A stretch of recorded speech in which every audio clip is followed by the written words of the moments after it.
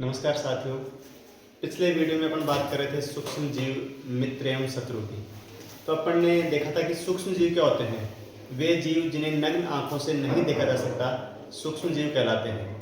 सूक्ष्म जीवों को देखने के लिए एक यंत्र की आवश्यकता होती है जिसे अपन सूक्ष्मदर्शी यंत्र कहते हैं। उसके बाद में अपन ने पढ़ा था कि सूक्ष्म जीवों को मुख्य रूप से 4 वर्गों में बांटा गया है, जिनको अपन ने लिखा था। पहला है जीवाणु, दूसरा है कवक, तीसरा अपन ने लिखा था प्रोटोजोआ और उसके बाद में अपन ने लिखा था शैवाल।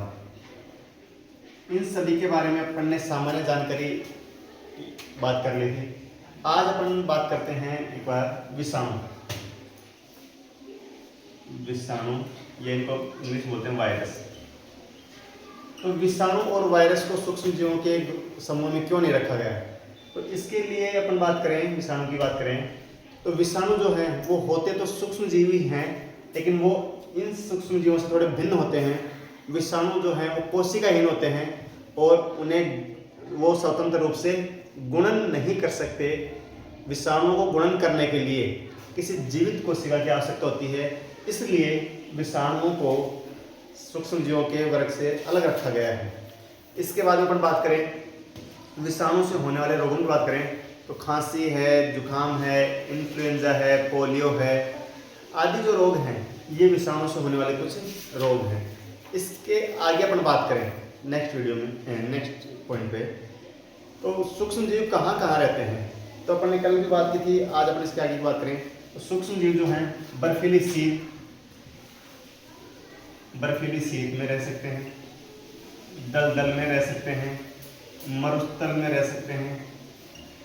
सूक्ष्म जीव बर्फीली सीत में रह सकते हैं, मरुस्थल में रह सकते हैं, दलदल में रह सकते हैं, और जो उष्ण स्थान है, जो गर्मी वाले स्थान है, उष्ण स्थान, वहाँ पे भी सूक्ष्म जीव रह सकते हैं। ठीक है, कुछ सूक्ष्म जीव अन्य सजीवों पर आश्रित रहते हैं, जबकि कुछ सूक्ष्म जीव स्वतंत्र रूप से रह सकते हैं। कुछ सूक्ष्म जीव मानव शरीर के अंदर भी पाए जाते हैं। इसके अलावा कुछ सूक्ष्म जीव अकेले रहते हैं जैसे अमीबा, जबकि कुछ सूक्ष्म जीव समूह में रहते हैं जैसे कवक और जीवाणु। इसके आगे अपन बात करें तो अपन देखते हैं मित्रवत सूक्ष्म जीव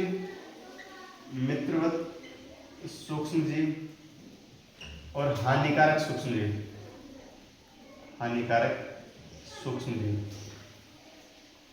आज हम बात करेंगे मित्रवत सूक्ष्म जीवों की।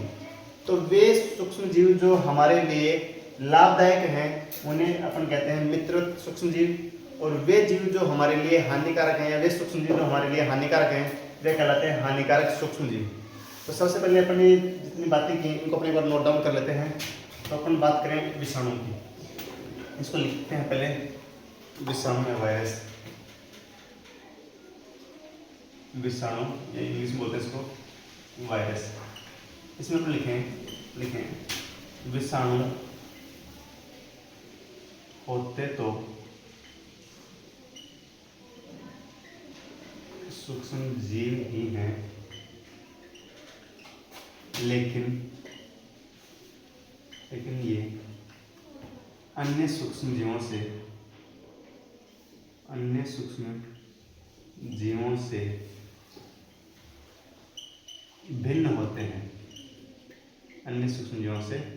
भिन्न होते हैं, क्योंकि विषाणु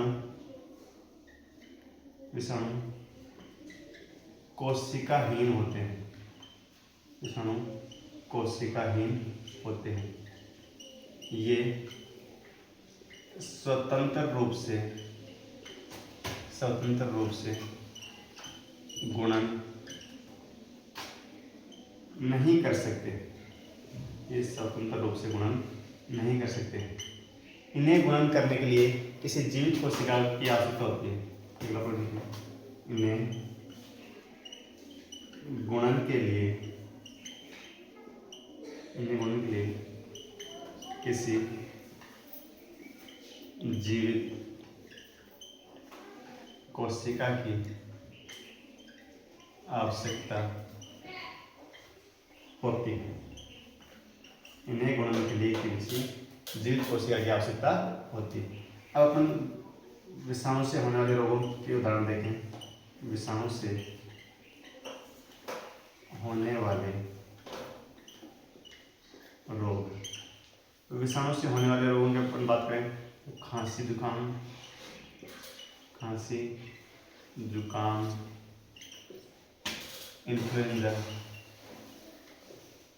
इन्फ्लुएंजा, पोलियो आदि। ये जो रोग हैं ये विषाणु से होने वाले सामान्य रोग हैं। इसके बाद में अपन बात करें तो सूक्ष्मजीवों के रहने के स्थान के बारे में जानकारी करें या जानकारी लें तो इसमें अपन लिखेंगे, मैं इसको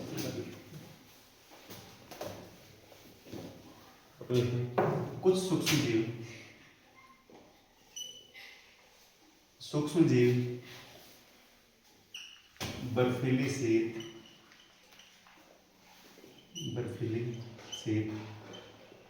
मरुस्थल, उष्ण स्थान, दलदल आदि। सूक्ष्म जीव बर्फीली शीत, मरुस्थल, उष्ण स्थान तथा दलदल आदि में भी पाए जाते हैं।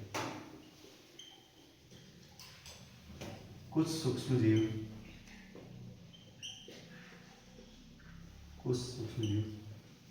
स्वतंत्र रूप से रहते हैं। कुछ सूक्ष्म जीव स्वतंत्र रूप से रहते हैं जबकि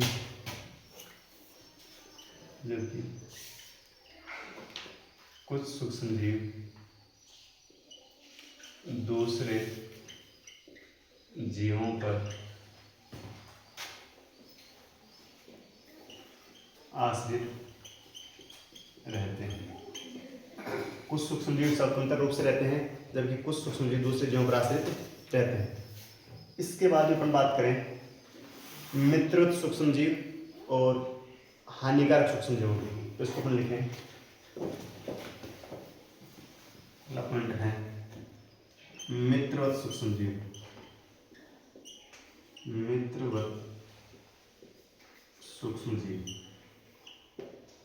वे सूक्ष्म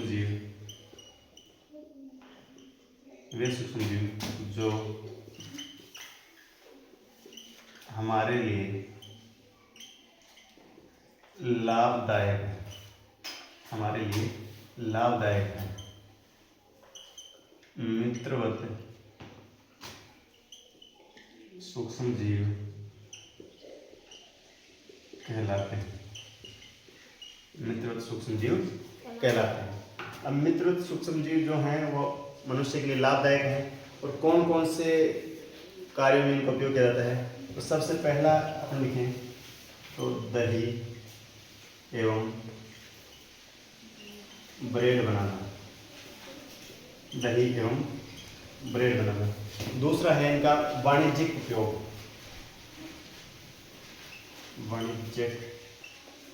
उपयोग।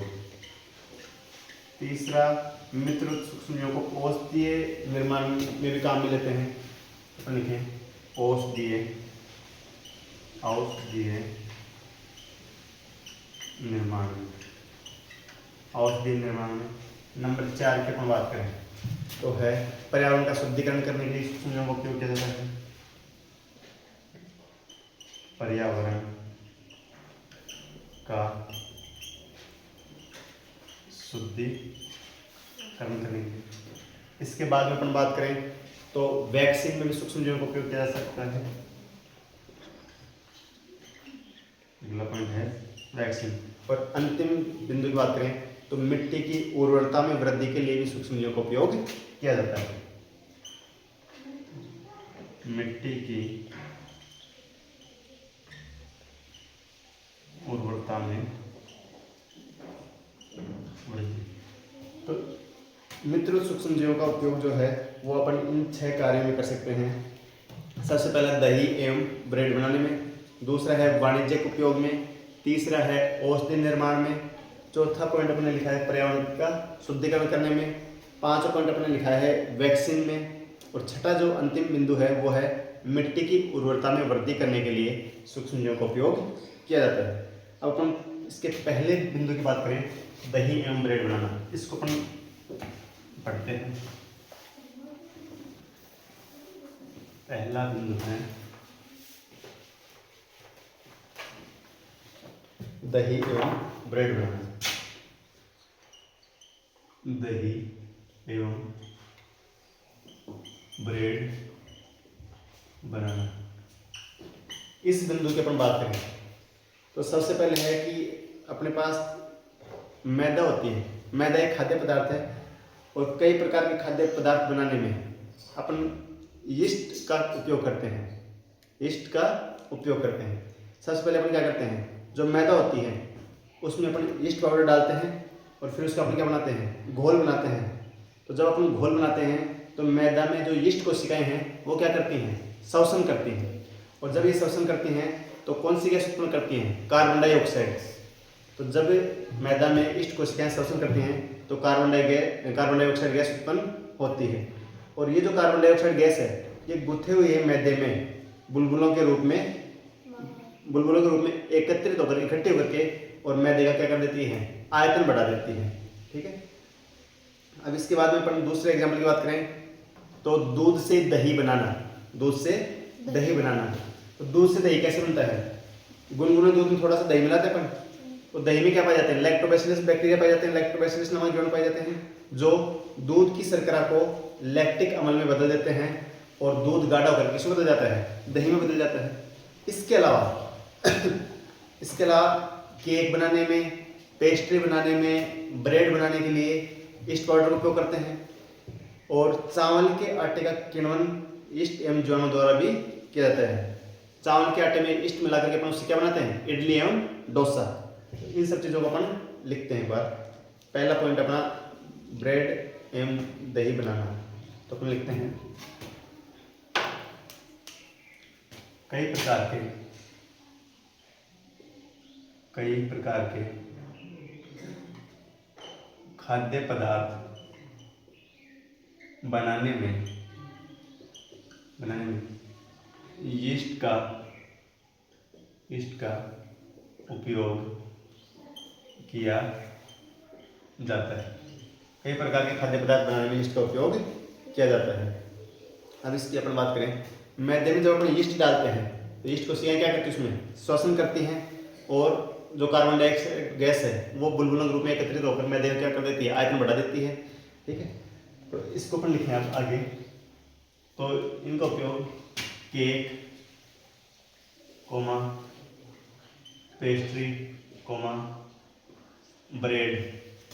पेस्ट्री, ब्रेड बनाने के लिए यीस्ट पाउडर का उपयोग किया जाता है। केक, पेस्ट्री, ब्रेड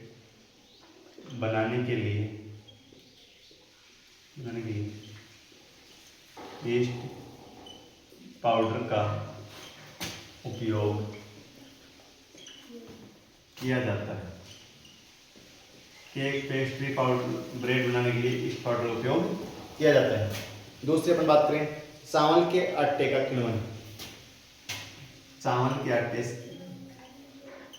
के आटे में यीस्ट पाउडर का उपयोग करके इडली एवं डोसा बनाए जाते हैं। इसके आगे बात करें तो दूध से दही बनाने में, तो गुनगुने दूध में थोड़ा सा दही डालने पर दही में उपस्थित लैक्टोबैसिलस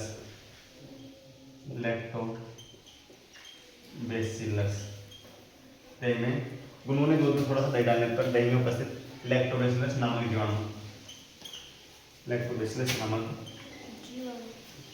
जीवाणु दूध में लैक्टोबैसिलस नामक जीवाणु दूध में उपस्थित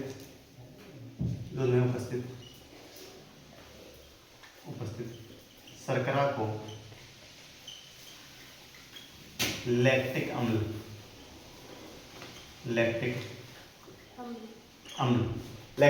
में बदल देते हैं। लैक्टिक अम्ल में बदल देते हैं और दूध गाढ़ा होकर दही में बदल जाता है। दूध गाढ़ा होकर दही में बदल जाता है। इसके अलावा यीस्ट पाउडर का उपयोग जलेबी बनाने में किया जाता है। तो अपना अगला पॉइंट लिखें।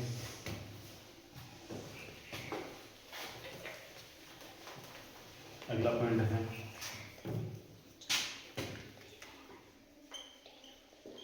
जलेबी बनाने में भी यीस्ट पाउडर का उपयोग किया जाता है। तो ये 3-4 पॉइंट जो हैं ये दही एवं ब्रेड बनाने के अपन ने देख लिए। अगला जो बिंदु आता है वो अपन ने लिखा था वाणिज्यिक उपयोग। तो सूक्ष्म जीवों का जो वाणिज्यिक उपयोग है उसके बारे में अपन बात करेंगे नेक्स्ट वीडियो में। Thank you.